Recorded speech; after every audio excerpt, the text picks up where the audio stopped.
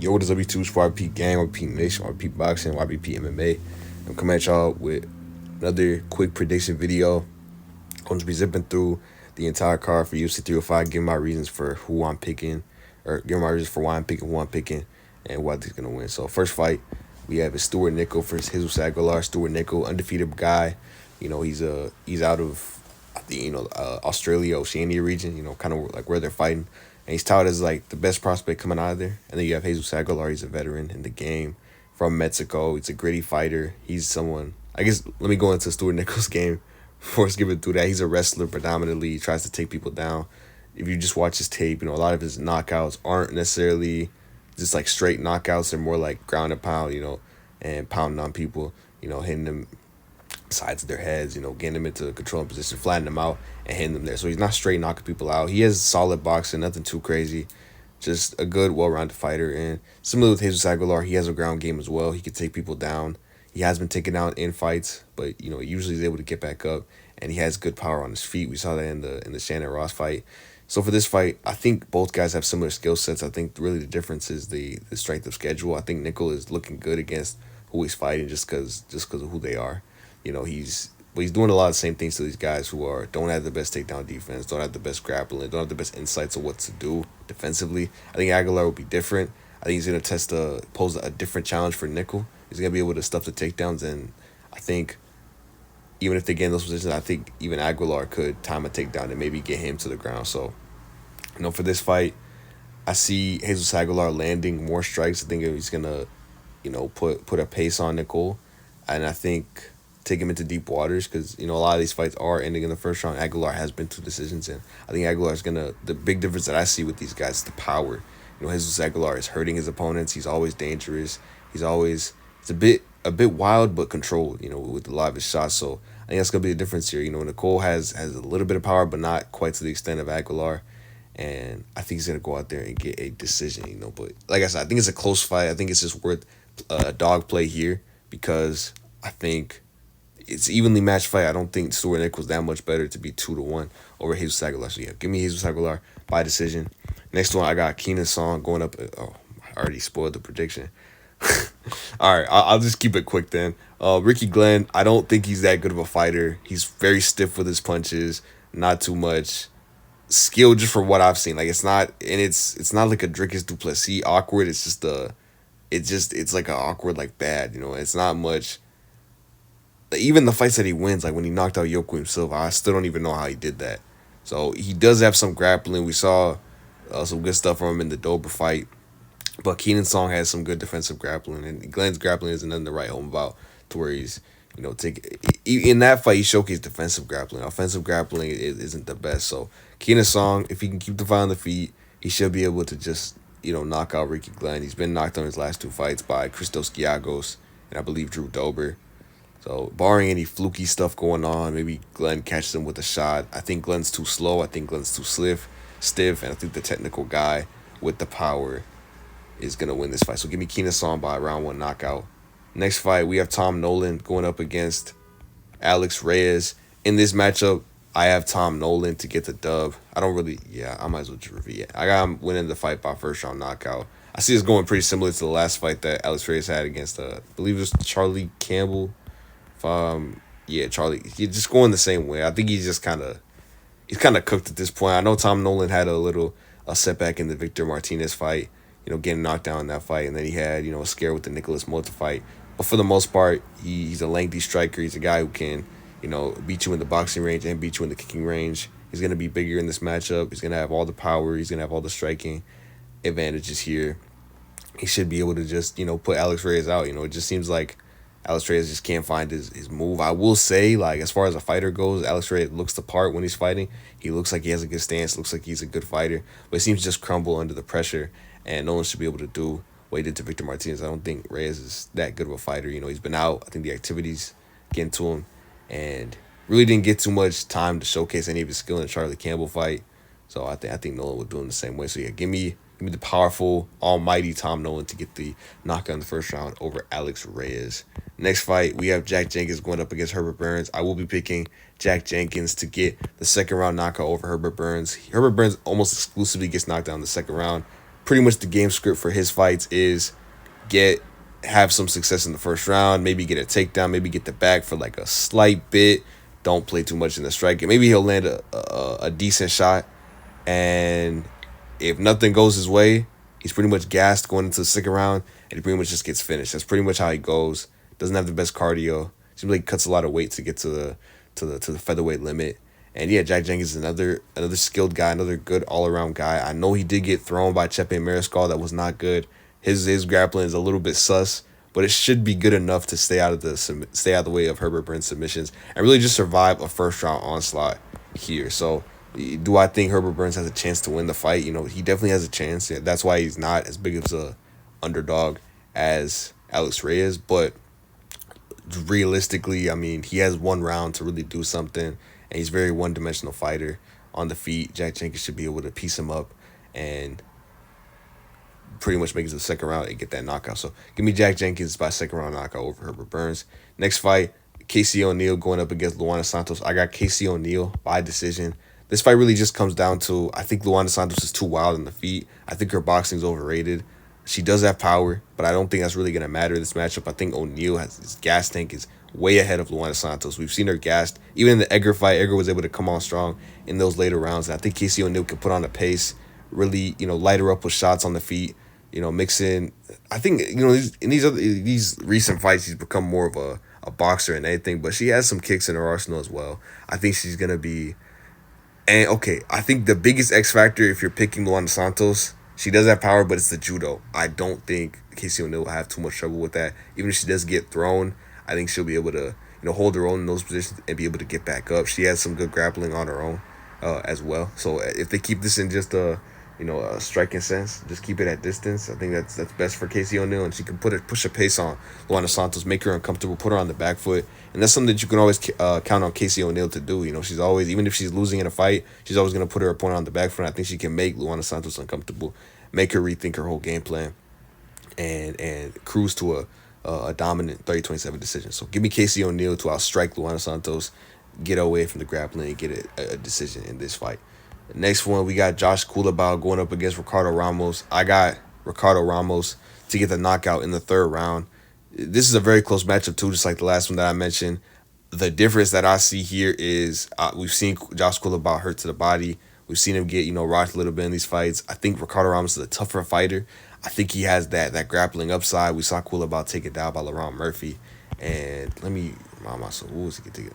Danny Silva also took him down a little bit too, so he didn't have the best defensive grappling. Ricardo Ramos has good timing on his takedowns. He just kind of got unlucky with the Julian Erosa, and I forgot the other guy that got him with the, what do you call that? The guillotine choke.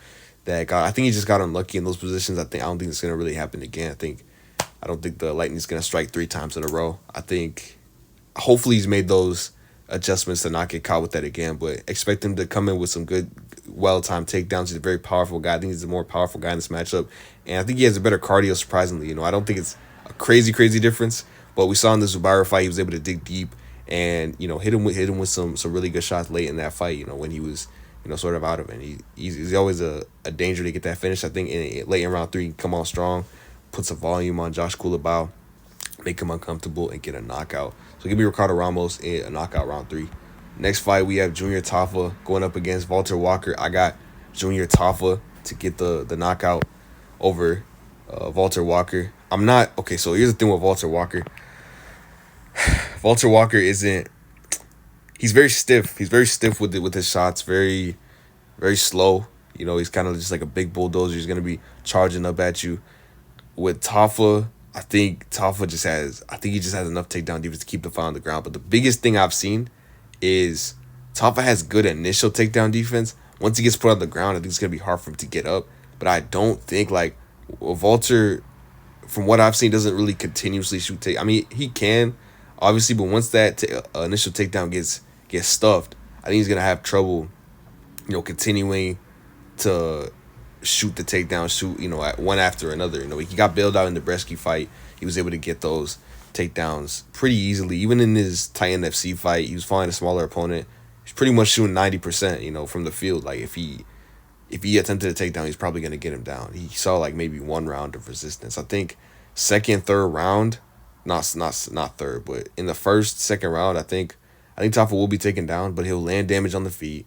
He'll hurt Walker, and then Walker could probably get a takedown. Maybe he'll try, and then by the second round, he'll be too tired to even attempt another takedown. He'll probably attempt one. Taffa will shrug him off.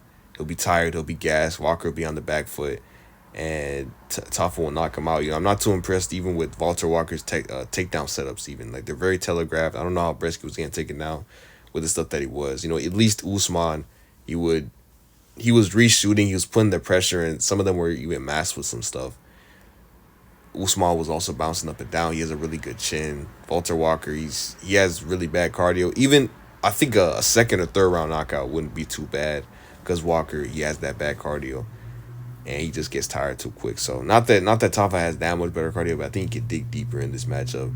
It's a 50-50 matchup. I wouldn't be surprised if Walker could go out there and just lay on Tafa for 15 minutes and get a decisive decision, or maybe even get into mount and get a knockout. But I lean Tafa in this matchup, but I don't blame people who are picking Walter Walker. It's a 50-50 fight. So yeah, but give me Tafa for sure. Next fight, we got Li Jingliang going against Carlos Prates. I got Carlos Prates by decision.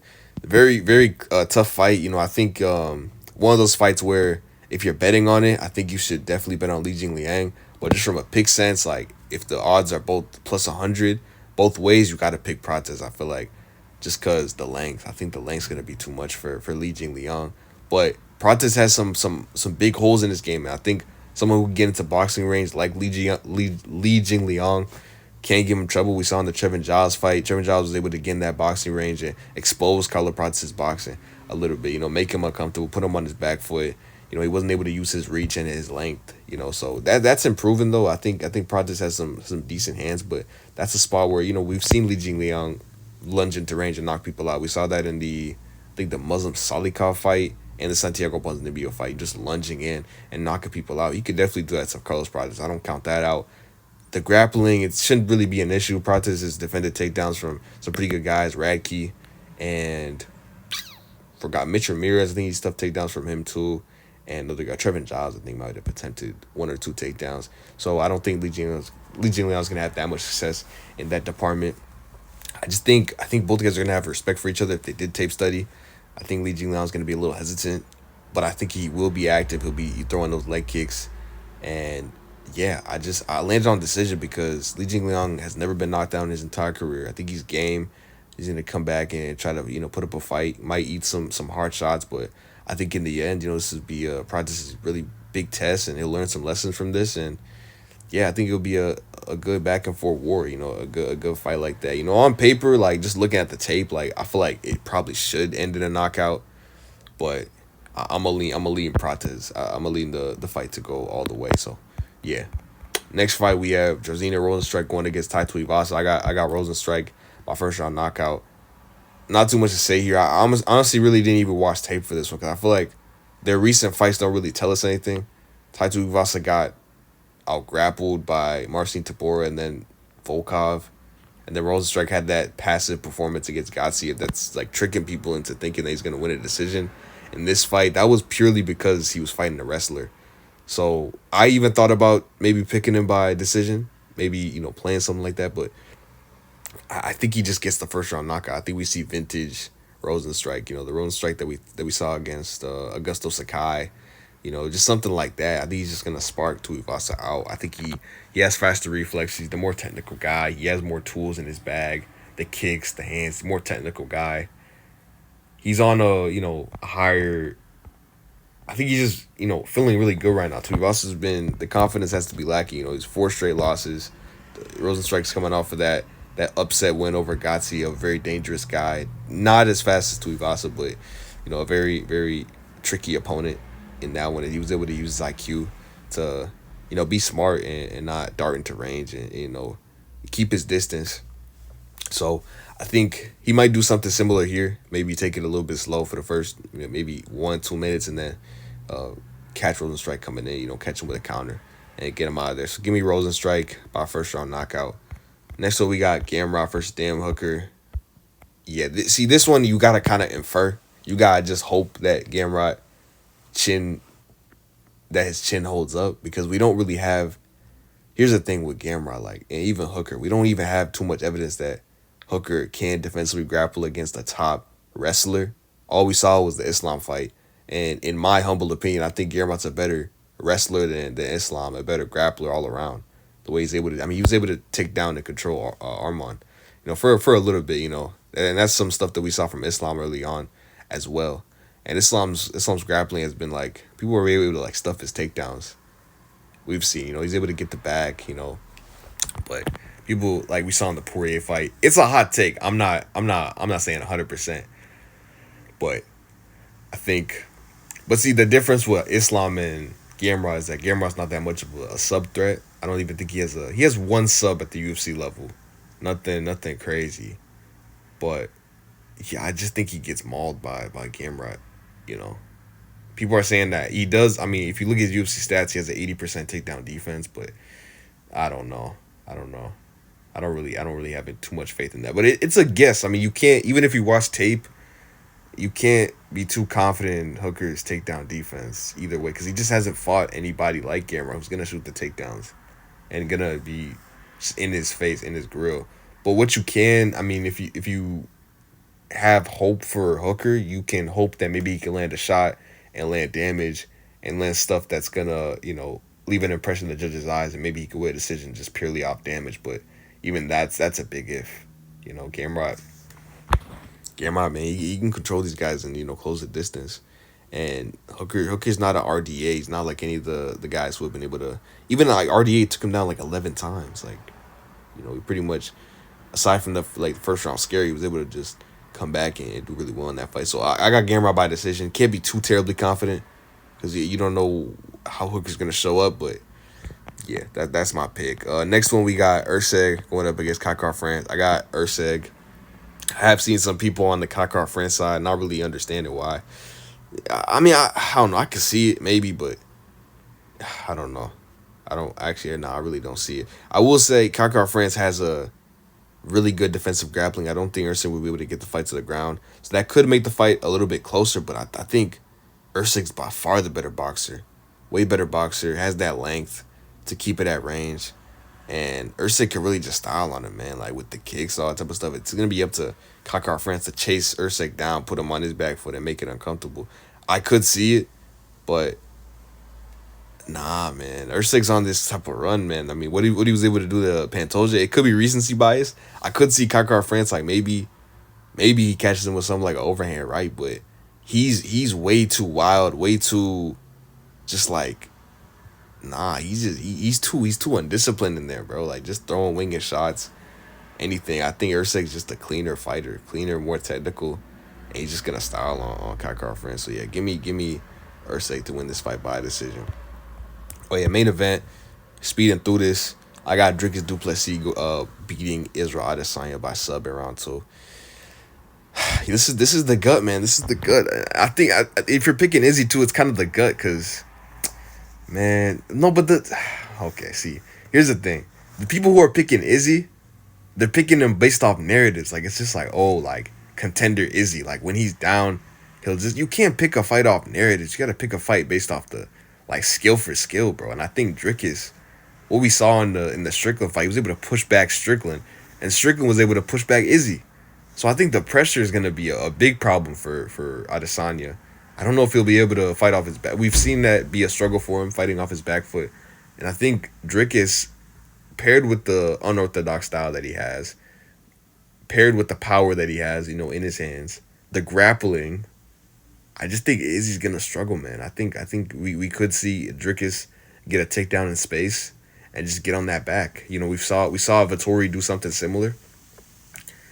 It's going to be up to Izzy to really keep his distance and fight a smart fight. But I don't know, with all this emotion in this fight and how I guess if you want to use that narrative of contender Izzy, the way he fights when he's quote unquote contender Izzy, a little more aggressive. I think that plays against him. I think if Izzy's gonna win this fight, he has to be a little passive. He has to be, use his footwork and try to dance on the outside, and just leg kick his way to a decision. I think that's how he has to win. But if he's aggressive and he's pushing, try to. I don't even know how Izzy wins this fight. Because even if Izzy was to for example, like dance on the outside, he's gonna have to dance, bro. He can't be stationary. I feel like he lacked that. He wasn't like um the movement just really wasn't there. He has to move a lot in this fight. It's gonna be have to be a lot of running. It might be a little boy. That's how he has to win this fight. But Dricus, I mean, if Adesanya's just gonna stand there and not move too much, if it's like stationary, kind of like how I mean he moved a little bit in the Strickland fight, but not as much as we've seen in prior fights. I think Dricus can. That's an easy target, for a cool little double leg. He's a tall target, long legs. I think it's gonna be very easy to sub him. If he can get him to play that game. I think that's gonna have it's gonna have to be that way. Like maybe like a ground and pound finish or a submission. So give me Dricus, man. I'm pretty confident. I don't think Izzy's got it anymore, man. He's like, just even looking at the narrative, like this whole like contender thing, you can only lose and come back so many times, man. I think this is his time to go. So yeah, give me DDP. Very confident pick. But yeah, that's all I got for y'all today. Hopefully, shout out to the boy. What's his name? The Dutch. I believe he's Dutch. He does the UFC prediction tracker. I'm gonna try. Hopefully, I get my. Hopefully, I go 12 for 12 undefeated, and I get put in the video. So, shout out to YVP MMA. Shout out to everyone who supports the channel. Shout out to we've been getting traction on the channel a little bit. So shout out to all the people in the comments and the who are commenting on the shorts, commenting on the videos. I appreciate all the support. And yeah, that's all I got for y'all today. DDP in 2. Leave a like, a subscribe. Peace out, most, bro. You know what it is.